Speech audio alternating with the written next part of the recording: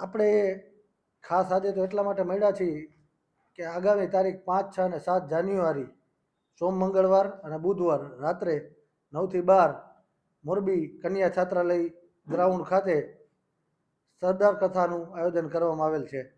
આ સરદાર કથા જાણીતા વક્તા મોટિવેશનલ સ્પીકર શૈલેષભાઈ સકપરિયાના મુખેથી કરવામાં આવશે અને મોટી સંખ્યામાં લોકો હાજર રહેશે.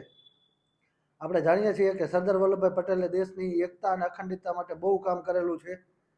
એમના જે નિર્ણયો હતા, એમના જે વિચારો હતા, એ આજની પેઢીમાં આવે અને દેશની એકતા અને અખંડિતતા જળવાઈ રહે તેમજ વધુ મજબૂત થાય એ માટે આપણે આ આયોજન કરવામાં આવ્યું છે.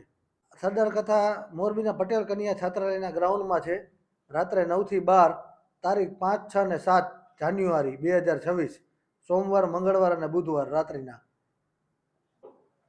તારીખ 5, 6, 7 જાન્યુઆરીના રોજ આપણે સરદાર પટેલ કન્યા છાત્રાલયના મેદાનમાં સરદાર કથાનું આયોજન આપણે નિર્શિવ ફાઉન્ડેશન, ગોપાલભાઈ ચમારડી તથા રોહનભાઈ રાખજા, આરતીબેન રાખજા, જેમણે નિર્શિવ ફાઉન્ડેશનની સ્થાપક છે જે પોતે, તથા પટેલ કન્યા કેળવણી મંડળ, જે પટેલ કન્યા છાત્રાલયના આયોજક જે ટ્રસ્ટી મંડળ છે, એના થકી આ સરસ મજાનું મોરબીના આંગણે આયોજન થઈ રહ્યું છે.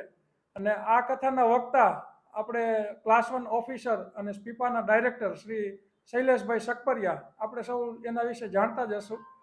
તે આપણને સરદાર પટેલના જે જીવનના અમૂલ્ય પ્રસંગો કે જે આપણે સાંભળ્યા ન હોય એ ટાઈપના પ્રસંગો, નકર નોર્મલી આપણે સરદાર પટેલ એટલે એક લોખંડી પુરુષ તરીકે જાણતા હોય, પરંતુ એના જીવનમાં ઘણી એવી ઘટનાઓ છે કે જે એના વિશે આપણે અજાણ હોય અને એના જીવનના ઘણા મૂલ્યો છે કે જે આજની યુવા પેઢીમાં ખરેખર જીવનમાં ઉતારવા જેવા છે, જેમ કે એકતા અને અખંડિતતા, એ સિવાય દ્રઢ મનોબળ, જેના વિશે એને લોખંડી પુરુષનું બિરુદ મળ્યું છે.